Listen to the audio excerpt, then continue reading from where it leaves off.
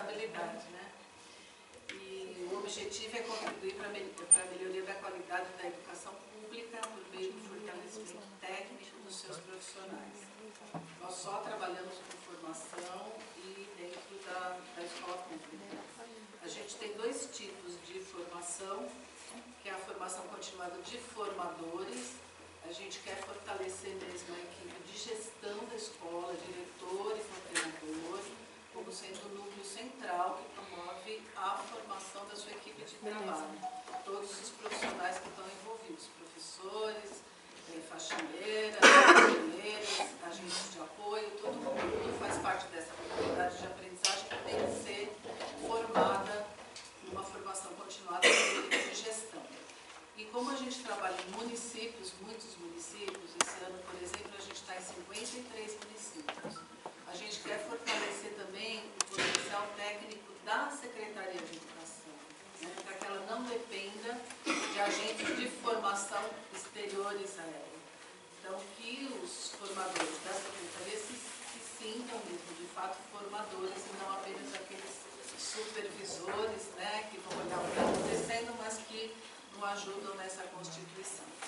E a gente também trabalha com as equipes internas, com o professor, a nossa equipe desde o início, né, a Avisalá tem essa preocupação com os cuidados, com a saúde e com o bem-estar das crianças. Então, na nossa equipe tem enfermeira, tem nutricionista, porque a gente considera, principalmente na educação infantil, mas em todos os níveis de ensino, que a saúde também é um direito humano, também tem que estar presente na escola, né?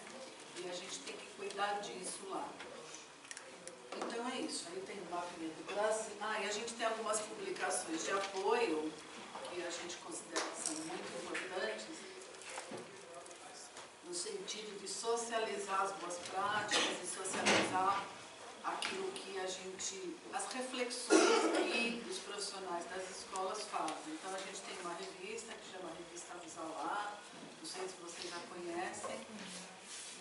Eu trouxe alguns números aqui, aí vocês da coordenação vejam como é que é mais fácil se deixar esse material para ser consultado e depois vocês sorteiam, aí vocês decidem, tá bom? Mas é uma revista que a gente faz assim, com muita paixão, nós que faz lá na casa, a gente tenta refletir mesmo, assim, valorizar a produção das crianças, né? Valorizar o professor. A gente sabe que ninguém joga isso no lixo, tá? Que é considerado um material de formação. E a gente, por meio de algumas parcerias, a primeira foi com o CERT, a Universidade Federal de São Carlos, a gente fez esse livro, Práticas Promotoras da Igualdade Racial na Educação Infantil. Ele foi distribuído, teoricamente, tá? Foi distribuído para todas as escolas de educação infantil, porque o MEC que se responsabilizou por isso.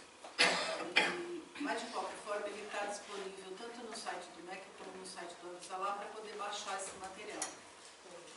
E esse material foi feito a partir de formação, então também tem um vídeo aqui. A ideia é ajudar, né, as equipes escolares a um material que ajuda até alguns parâmetros para poder formar. Também está aqui para vocês, tá? E o outro é bem recente. Se der tempo, eu passo um pedacinho do vídeo, porque acho bem importante. É Diretrizes em Ação, Qualidade no Dia a Dia da Educação Infantil. Ele é bem novinho, esse material, foi distribuído este ano. A ideia era assim, uma solicitação do MEC, parceria com o MEC, com o Unicef, como é que a gente transforma, né, documentos legais, vocês já discutiram isso, nós temos documentos consistentes, como é que ajuda o professor a olhar esses documentos na prática. Então, esse objetivo dessas diretrizes é de incentivo. Como é que a gente transforma o que está escrito lá em práticas de qualidade? É um material que foi produzido a partir de uma experiência de formação lá no Maranhão. Então a gente quis mostrar a creche como ela é, né? Não uma creche idealizada, é uma creche de uma rede pública como outra qualquer do nosso país. A gente trabalhou na Baixada Maranhense e em Imperatriz durante 2 anos para poder produzir esse material que tivesse a cara do Brasil. DVD. A ideia é que tem 3 vídeos dentro desse DVD para que a gente pudesse refletir. Se der tempo, eu passo um pedacinho disso para a gente pensar a respeito. Tá bom? Eu trouxe um livro da minha autoria hoje para sortear para vocês. Mas se vocês também quiserem deixar com material de apoio para todo mundo consultar e no final vocês sortearem, também não tem problema. Eu e a Tereza, que trabalha comigo no Atalá, a gente fez um livro pensando nos professores de bebês. Eu vou falar de gênero aqui hoje, mas é um exercício, porque eu gosto mesmo dos bebezinhos. Sempre trabalhei com eles. É cuidar, educar e brincar uma única ação. Então é na ação do professor que as concepções transparecem. Então a gente quis ajudar nesse sentido. Tá? Então é só uma referência também do que eu vou falar hoje. Tudo bem? O objetivo do Avisalá é mudar paradigmas no sentido de transformar as práticas tradicionais pouco instigantes, que não ajudam a criança a pensar sobre os objetos de conhecimento, que não ajudam a criança a pensar sobre si mesma, em conhecimentos criativos que possam revelar, né, toda a inteligência e a capacidade que as crianças têm. A gente acredita muito nelas e é a partir da observação delas que a gente pode, de fato, construir o trabalho do cotidiano. Né? A gente precisa ter como referência o conhecimento das crianças, o que elas pensam, ter acesso, né, às concepções delas, aos modos, né, de ser e de estar, de conviver das crianças, para a gente fazer propostas realmente desafiadoras. Então, esse é o nosso objetivo. Aí eu escolhi uma imagem para mobilizar a gente aí a pensar. Quando é que começa essa discussão de gênero? Literalmente. Antes da barriga da mãe, né? O próprio imaginário da família, queremos, né? E essa ideia também de, bom, existe uma expectativa, será menino ou será menina? O que isso significa para a vida da família? A expectativa começa desde o berço, desde a barriga da mãe. Então, essas expectativas, elas são reveladoras das concepções que a gente tem. Né? O que eu fico imaginando? Como é que vai ser meu filho, minha filha? De que jeito que ele vai ser? Vai ter a cara do pai, vai ter a cara da mãe, vai ter o gênio de quem? Vai revelar o quê a respeito de mim mesma? Né? As mães, principalmente, com aquela criança dentro de si, ela fica encaraminholando. E quando não está dentro de si, suponhamos uma situação de adoção, ela também caraminhola, ela também tem expectativas a respeito da criança que ela vai adotar. Então, é importante a gente levar isso em consideração, né? Na hora que a gente vai pensar em propostas de trabalho, por exemplo, com as famílias de creche. Que, de fato, esta criança está preenchendo no imaginário desta família. Outra coisa também, as representações que a gente tem que vem do modo como fomos educados, né? Então, essa foto aí é de uma preparação, né, de um parto de bebê.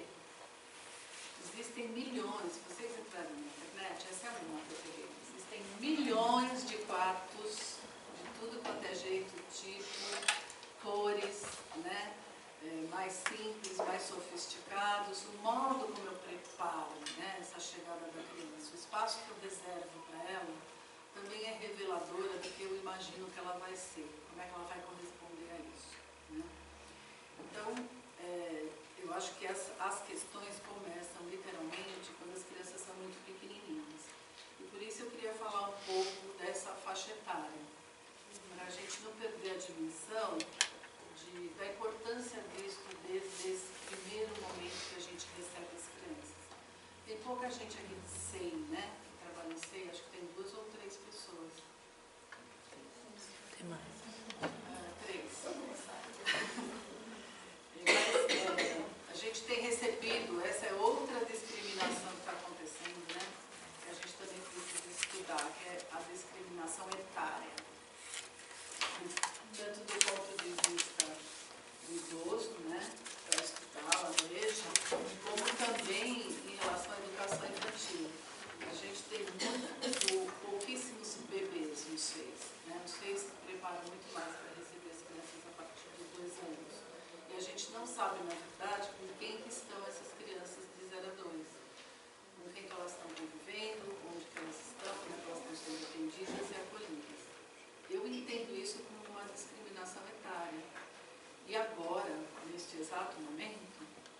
está acontecendo? Em muitas regiões da cidade não tem e-mails para receber as crianças. Por exemplo, Parelheiros não tem e-mail para receber as crianças de 4 e 5.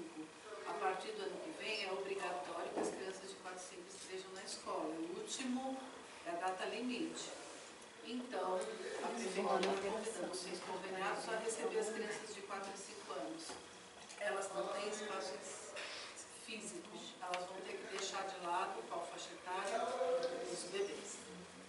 Então eu queria que vocês prestassem também atenção nisso na sociedade. Não é que a mãe é obrigada a colocar o bebê na escola. É uma opção da família. Só que a gente sabe que para faixa de renda de menor poder aquisitivo, isso é fundamental. A mãe não tem com quem fique com a criança, ela não tem recursos, né, para pagar uma babá, ela não tem uma família escondida que alguém possa ficar com essa criança. Ela precisa da creche como um momento de apoio para ela. E as creches surgiram em função do gênero, né? Em função da mulher que trabalha, não tem quem cuide da criança, alguém precisa cuidar, as mulheres de creche, né, assumiram essa função. O movimento feminista foi muito importante, principalmente na cidade de São Paulo, para expandir a rede de creches. No governo Reinaldo de Barros, por exemplo, no governo dele foram construídas, entre aspas, né, não foram só construídas, mas foram adaptadas 300 creches. Foi a maior expansão que nós tivemos ao longo da nossa história, em função do movimento de mulheres, dos congressos feministas da época, da década de 70, 80. Então é importante levar isso em consideração também. Então a educação infantil, ela trata dessas crianças muito pequenas, né, de 0 a 6 anos, mas em especial na creche de 0 a 3. E é aí, nesse momento, que são constituídas as primeiras relações da criança. Para o bebê existir, ele precisa do outro. Ele precisa do outro não só para ele ter uma existência física. Se o outro não cuidar dele, ele morre, certo? Morre de fome, morre de frio, ele não tem competência ainda de cuidar de si mesmo. Então ele precisa do outro para os cuidados físicos. Mas ele também precisa do outro para ele ter uma existência psíquica. A criança está se formando como um sujeito, como uma pessoa. E ele só se forma, ou se ele só se entende enquanto um sujeito, se ele tiver o outro para se relacionar. Esse outro é aquele que vai dar sentido e significado para as ações do bebê, as manifestações do bebê. Isso tudo, né, esse outro que vai significar esse momento,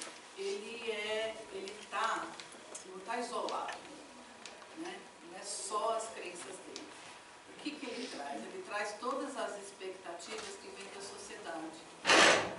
O que é ser mãe, o que é atender um bebê, quais são os modos de educar e cuidar do bebê.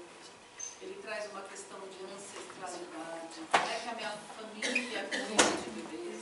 Como é que eu aprendi a cuidar de bebês na minha família? Que jeito, né, que até pensando na transversalidade, né, as diferentes culturas, as diferentes raças, etnias cuidam dos bebês, que jeito as diferentes religiões interferem nesse cuidado. Por exemplo, né, a gente sabe que os judeus fazem circuncisão. O que isso significa de fato na constituição psíquica dessa pessoa? Então é importante a gente pensar que quando a gente está recebendo essa criança, a gente está recebendo tudo isso junto, né? E vai se revelando nas ações e no modo de ser da criança. A criança, muitas vezes, ela nasce para realizar desejos dos pais, desejos das famílias, para consertar casamentos que vão mal, por exemplo, né? Se a gente tiver um filho, a gente pode resolver parte dos nossos problemas. E às vezes, piora os problemas. Bem mais, né? Enfim, a gente sabe, por exemplo, que algumas pessoas que trabalham na sala que trabalham em escolas particulares também. Tem uma expectativa, por exemplo, alta de produção, de que a criança seja alguém Eles querem saber se ela começando na escola agora, né, com 2 anos, ela vai poder estudar em Harvard. Então, existe um desejo depositado muito forte, né, nas pessoas em geral. E aí, o que acontece? Muitos encontros, né, que são importantes, frutíferos, mas também muitos desencontros, ingênuos, muitas vezes fica mais forte, né? Para que as pessoas cobrem de fato as suas singularidades, cada um poder construir, né, um percurso, ele tomar consciência de si mesmo, ele ter uma noção clara de quem ele é, dos desejos que ele tem para si mesmo. Essa singularidade que nos torna únicos, né? Ninguém é igual a ninguém, não só fisicamente, mas também psiquicamente, né? Nós somos diferentes, a gente tem desejos e necessidades que nos caracterizam como pessoas singulares. E aí é muito importante que os adultos, não só pai e mãe, né, mas todos os adultos tragam para as crianças significações desse modo de ser e de estar dela. Por exemplo, se um bebê chora, o que eu vou dizer para ele? O modo como eu vou atendê-lo? De que jeito que eu vou segurar ele? Vou segurar de uma maneira continente, para ele se sentir apoiado nesse choro, vou segurar ele de uma maneira largada, que ele vai sentir que eu estou lá, mas não estou tanto, dando essa sustentação. Eu vou dizer para ele, esse choro é de mãe, eu vou dizer, esse choro é de fome, esse choro é de sede. Olha, eu vou falar para ele, você está sentindo sede, eu vou te ajudar. Você está sentindo fome, nós vamos mamar. Todas essas significações vão dando para a criança uma ideia de que o que ele fala tem uma ressonância.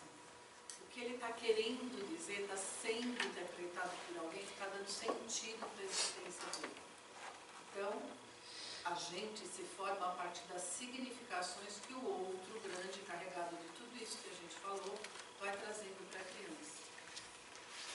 Então, a criança, eu pensei nessa imagem de que ela é um centro, né, que tem um monte de coisa circulando em volta dela, né, como se fosse essa é a imagem do átomo, aí, com esses orbitais todos. Então, imaginemos que esse átomo aí seja um bebê e o que circula, quais são as ondas, né, tudo que circula em torno desse bebê é quase que infinito, não dá para nomear. Tem o ambiente físico onde ele está, tem os materiais com os quais ele vai ter contato, tem toda essa constituição física, né, fisiológica, que é da nossa espécie, né, o nosso modo de funcionamento do nosso corpo, e também, né, de que corpo eu sou, né, com que sexo que eu nasci, o lugar que ele ocupa na família, tem todos os mitos familiares também que envolvem, né, essa criança, o jeito de cuidar dela. Tem todos os campos discursivos aí, no sentido de que assim, a saúde diz quem nós somos, né? A educação diz quem nós somos, a assistência social, todo mundo diz alguma coisa a respeito da nossa Constituição. E esses discursos fazem parte também do momento que a gente está lidando com esse bebê. Por exemplo, não é para pegar no colo porque a criança costuma. Depois ela vai chorar. Se você olhar do ponto de vista da psicologia, é para pegar no colo porque a criança precisa da continência. Então, todos esses discursos atravessam, né, a educação das crianças. A linguagem é um elemento fundamental. É a nossa própria, é uma das formas que nos constitui como espécie humana, que nos diferencia das outras espécies. A possibilidade que a gente tem de construir a narratividade sobre a nossa própria história. A linguagem, ela tem esse papel fundamental não só para essa significação, mas ela também é simbólica, né? A gente fala em metáforas, né? A gente fala em diferentes sentidos. E isso vai fazendo com que a gente se constitua como um ser cultural. Então, a linguagem que a gente usa é fundamental para revelar quem somos, a concepção que temos.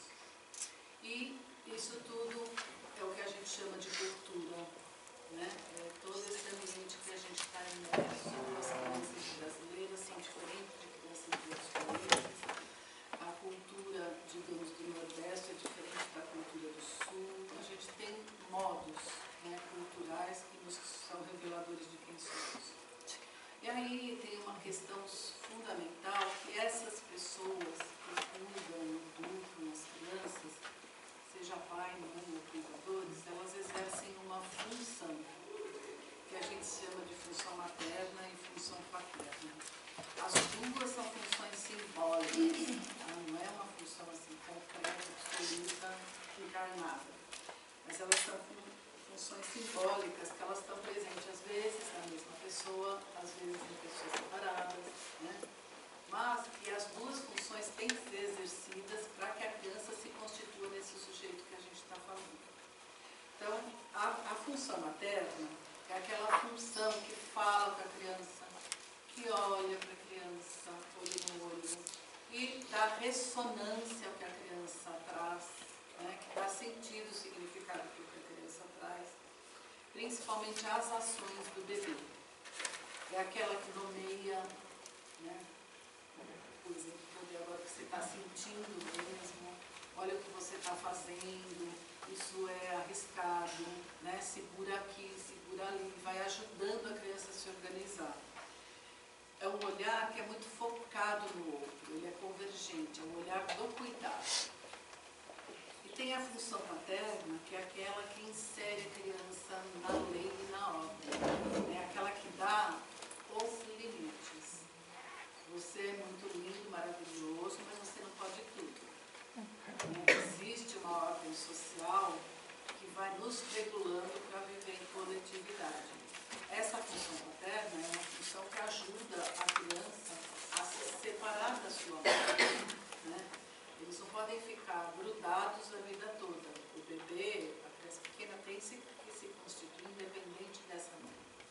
Então, essa função de separação, de lei, de ordem, de limite, ela é tão importante quanto a outra de acolhimento. O que acontece muitas vezes, né, é que a gente identifica a materna nas mulheres e a paterna nos homens. E aí que começa a grande confusão, principalmente das expectativas em relação ao gênero. Assim como os pais, os educadores das escolas também exercem essas funções, é importante que eles exerçam. E isso requer assim, que a pessoa se trabalhe na formação de vínculos com essa criança. Que ela compreenda isso não é só para bebê. A gente tem aqui pessoas de diferentes segmentos. O vínculo que o professor estabelece com a criança, ele dá condição de existência daquela criança ser aluna, né?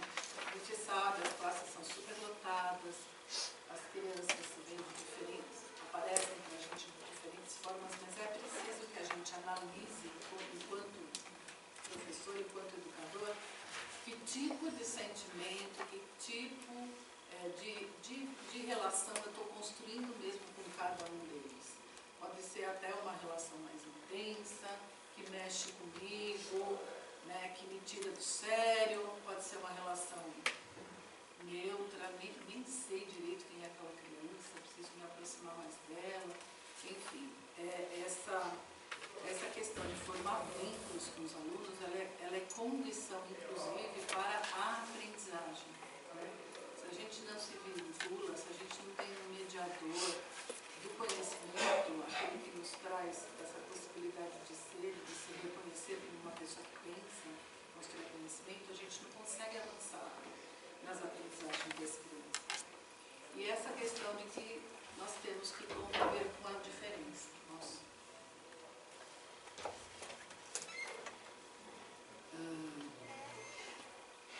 A gente tem uma oposição, né, quando a gente trata de gênero e educação, que está muito centrada, né, nas questões biológicas. Não sei se vocês já discutiram isso um pouco, né? Então, por exemplo, que o cérebro da mulher é muito diferente do cérebro do homem, que ele tem mais neurônios, que ele tem menos neurônios, que ele é fortalecido em algumas áreas e outras menos, que o cérebro é grande, fisiologicamente nós somos diferentes, ainda bem, e que anatomicamente nós somos diferentes também, ainda bem. Só que essas condições biológicas, elas não podem ser determinantes de quem nós somos. A questão do gênero, ela não está ligada a esses determinantes biológicos. A sexualidade está ligada a esses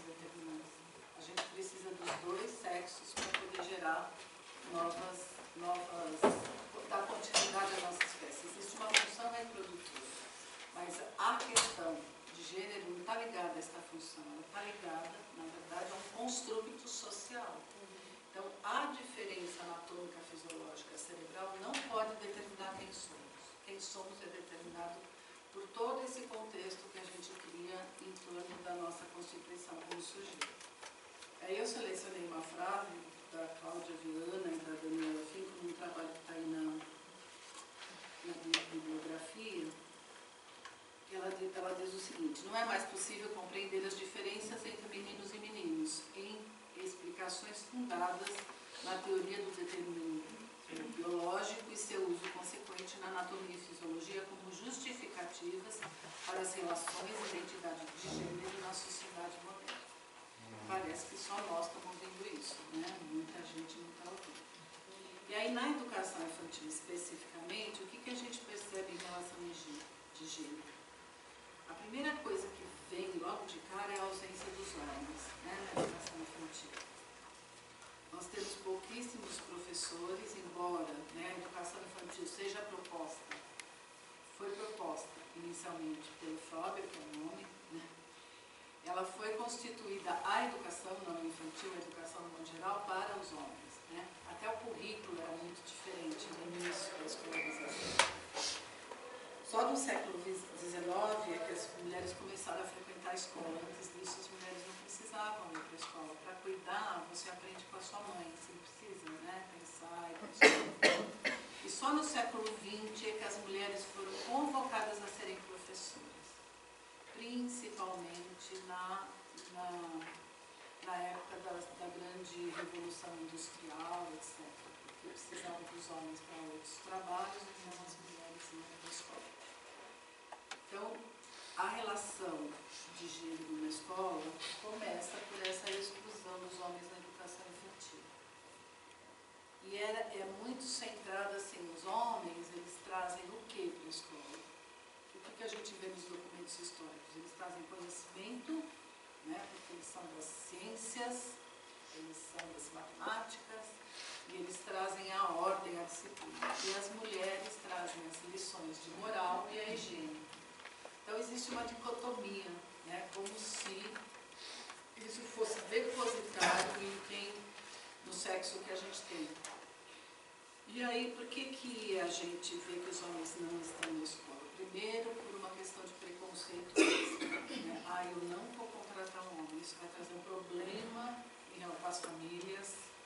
Que tipo de problema as famílias trazem? Primeiro, que os homens, se eles estão interessados nessa maternagem, é porque algum problema eles têm. Relacionado à sua sexualidade, ou eles são homossexuais, ou eles não foram bem tratados pela mãe, querem resolver algum problema ali, ou eles são todos pedófilos e vão querer abusar dessa criança. Existe um preconceito, vocês não têm noção do tamanho que isso ocupa, a ponto de algumas famílias tirarem crianças da escola se for um homem que vai ser professor de berçário, por exemplo. E os professores, eles não são avaliados pela sua competência. A competência é a última pergunta, digamos, que se faz para um professor. Aonde que ele trabalhou, o que ele fez, o que ele pensa a respeito da educação de criança pequena. Né? É porque você querendo trabalhar com criança tão pequena. O que tem por trás disso? O homem não vai também por uma questão de prestígio, né, dessa própria profissão, mais educador de bebê, por causa dos baixos salários, porque o homem ainda é visto como provedor do lar, ele não pode ganhar menos do que a mulher dele,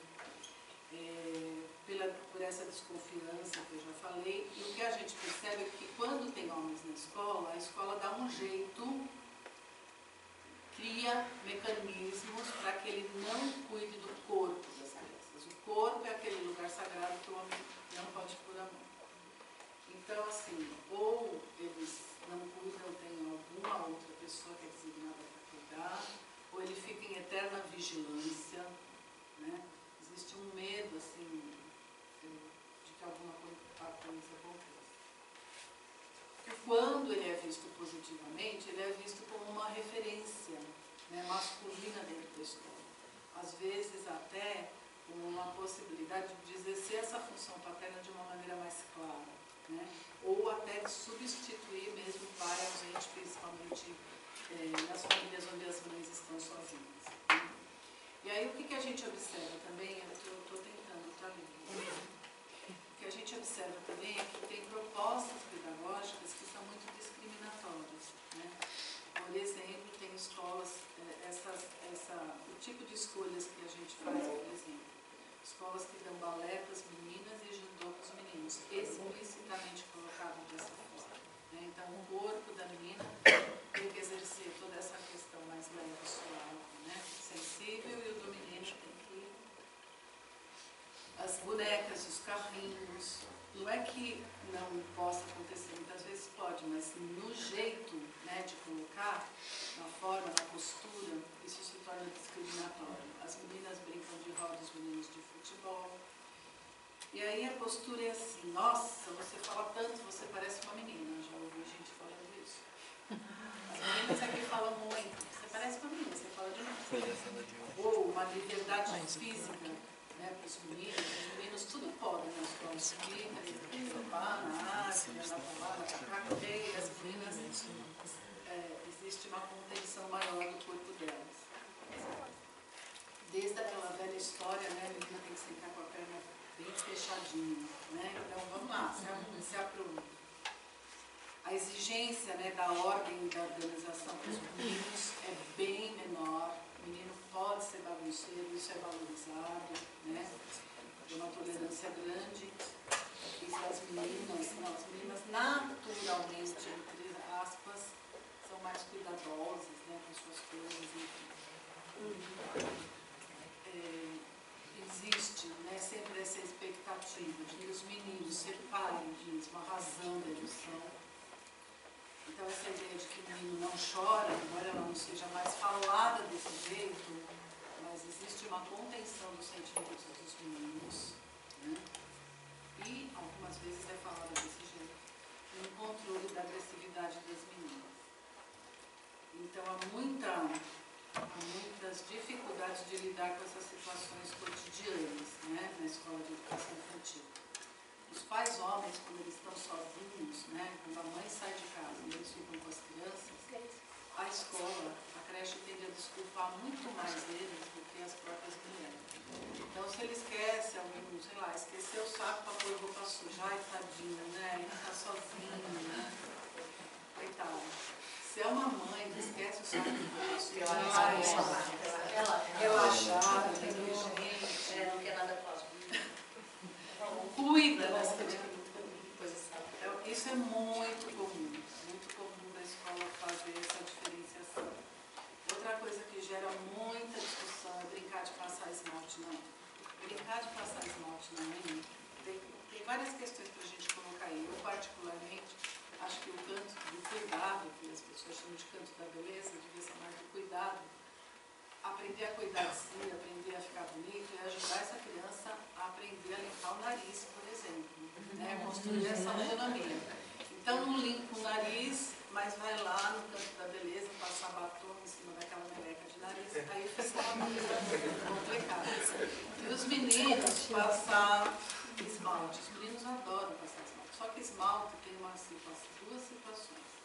A primeira é que ele pode ter um componente alergênico forte. Então, a gente deve evitar. Segundo, a gente não precisa incentivar ninguém a se cuidar deste nível de beleza. As crianças, as meninas, estão numa situação de sexualização cada vez mais precoce. E eu acho que isso incentiva usar maquiagem, usar esmalte, etc. E os meninos, quando eles chegam com esmalte em casa, muitas vezes eles apanham, né? Então, a gente precisa cuidar dessa questão. De fato, tudo bem, quer brincar de esmalte, brinca. Vamos conversando com a família. Mas vamos tirar o esmalte antes de ir para casa, para essa criança não sofrer uma dupla violência. Né? Ela, sozinha, pequena, enfrentar isso é muito pesado para ela. Outra coisa é usar vestido. Tá, 3 minutos. Usar vestido, né? Brincar de usar fantasias. O menino quer pôr roupa, fantasia de menina, fantasia de bailarina. Ai, tudo bem, né?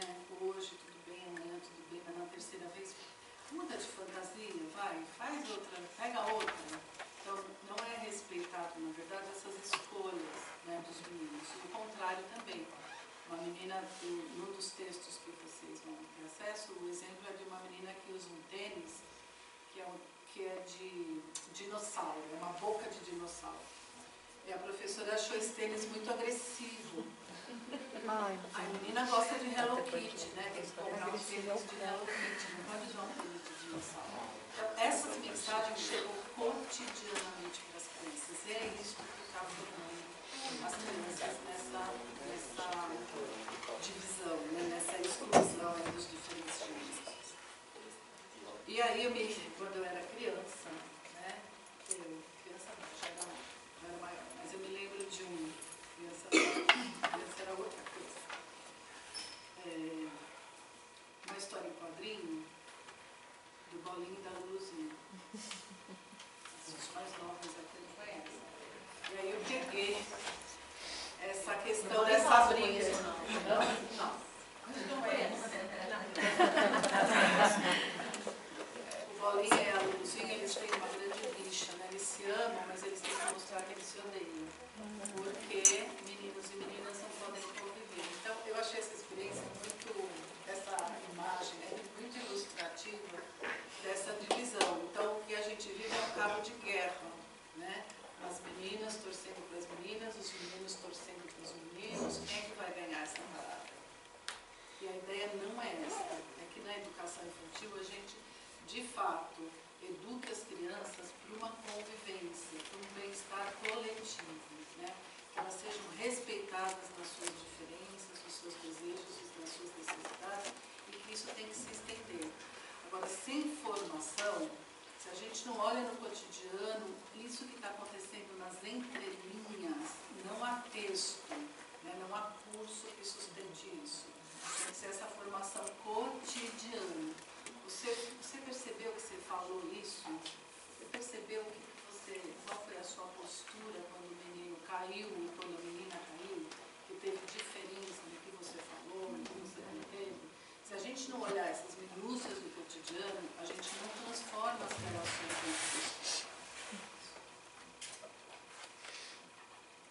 E aí eu só queria falar eu trouxe uma frase, porque assim, essa questão dos planos municipais de educação, né, do que nós fomos acusados de trazer ideologia de gênero, foi tão forte, não sei se alguém estava presente lá no dia da audiência pública.